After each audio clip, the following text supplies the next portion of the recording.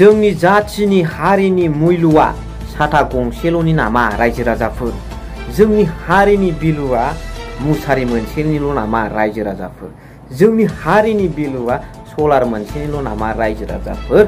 Horlicks packet मोनसेल'नि नामा रायजो राजाफोर बे जाथिनि मुल्यखौ सोंदों आं नङा मानगोनां एमएलए रबिराम नार्जारी बिथाङा सरकाराव गैया बिथाङा अपोजिशन पार्टीनि सासे एमएलए खामानिखौ सोर मावो सरकाराव थानाय पावाराव थानाय पार्टीयासो दोलोआसो खामानिखौ मावो नाथाय जाय सरकाराव थादों बिथांमोना जेबो खामानि मावनो हायैनि थाखायनो बिरोधी दोलोआव थाब्लाबो रबिराम नार्जारी बिथाङा अपोजिशन पार्टीनिब्लाबो बिपिएफनिब्लाबो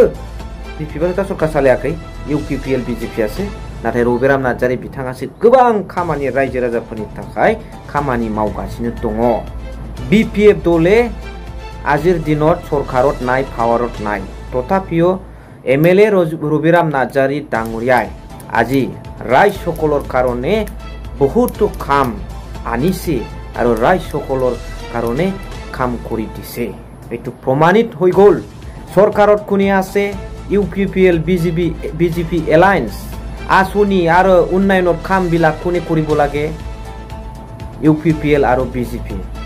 কিন্তু তেখেতসকলে খোদবা নহয় খোদবা কিছু নহয় কিছু কামত নিজৰ পকেটত কামত লাগি আছে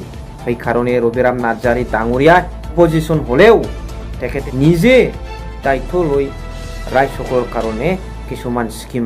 আনিছে ইয়াত পৰা ইউপিপিএল আৰু বিজেপি আমাৰ বড়োলেণ্ড অঞ্চলত কাম নাই এইটো আমি ইয়াত পৰা বুজিবলৈ পাইছো আৰু তেখেতসকলৰ কাৰণে এইটো প্ৰমাণিত হৈ গ'ল তেখেতসকলে ইউজলেছ দল বিজেপি আৰু ইউপিপিএল दा बेखौनो दिनैनि भिडिअनि गेजेरजों थर्न नोंथांमोना मिथिनो मोनगोन जोबजासिम नायलांबानो जाबाय आरो जोबनायाव कमेन्ट हरबानो जाबाय मा हरखो दाना बदल बेनि बदलै सरकारा बिसिनि मानसिफ्रा बिसिनि मन्थ्रिया इएमआ जेबो स्किम हराखै लाबा बाहा जाखो बिजों थाफानानैथ' दैख'नांगौसो गामि जौगाखांनायनि लामानि मन्दिरनि स्कुलनि नामाव जोङो हाथाइसालि डेभेलपमेन्टनि नामाव जोंथ' स्किमसो बिख'नानै लाना फैनो हानांगौ नङा होमबा बाहा हाखोआखै ओरैनो गामियाव फैबा 500 सारि माने हाजार लानानै मानसिफोरखौ थगायलानानै ब्लक माबा हरलिक्स बथल होनानै ब्लक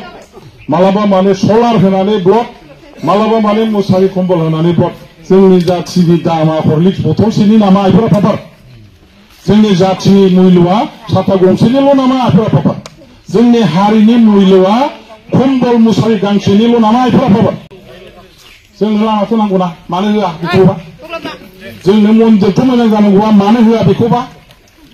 जोंहा स्कुला थिग जानांगौ बेखौबा मानो होआ बे हरलिक्स बथल साथा लावथि होनानै जोंनि जाथिखौ जाम्बा बायदि थगायनानै बोरमा फान्था बायदि बानायनानै ओरै बोरलाय ओरै बोथोरलाय खालामबा बेखौ जों बोरै मानिना थाबाय थानांगौ एसे लासै नङा होमबा जोंहा हारिया दा दिनैनि दिनाव बे जायगानि फाखा रड मावनांगौआ आंनिमोन नामा आंनिथ' नङामोन आंथ' बिरोधी दलनि एमएलएसो आंनि सरकार गैया बिटिसिआवबो आसामावबो आङो बिरोधी दलनिसो खामानिखौ सोर मावनांगौ सरकार सालायग्रा मानसिफ्रासो मावनांगौ सरकार सालायनाया सोर सालायदों दा ट्रेक्टरजों बिबारजों नंगौना नङा बेवहाय इउपिपिएलनि मानसिफोरबो दङ बे गामियाव खुनु पार्टी गैया सब गामियाव सब पार्टी दं निश्चय बेवहाय दङ बेवबो दङ इउपिपिएलबो दं बिपिएफबो दं बिजेपि दं आसा जायफोर इउपिपिएल बिजेपि खालामबाय सरकाराथ' बिसिनिनो ना बे सरकार सालायग्रा मानसिफ्रा दिनै गामिनि लामाखौ मानो मावदिया दरसेल' थख' नायख्ल' जाख्ल' जोंहा बावहाय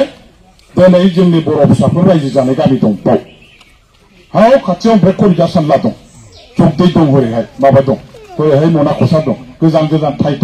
दं आरो बेबायदि हाथरखि बायदि एफा मोजां बेवहाय माने जोङो माने नुस्रांनाय थख' बे बर' गामिखौ दिनैहाय जोंनि इउपिपिएल खालामग्रा बर' नेताफ्रा मा नुसनदिया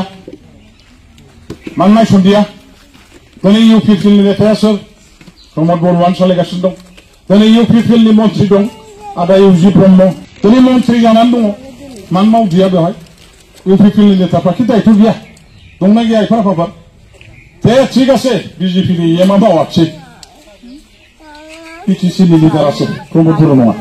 बिथाङा मावनाङा बिटिसिआव बर' एमफोर गैया बिथांमोनहा बर' स्किम फैनाङा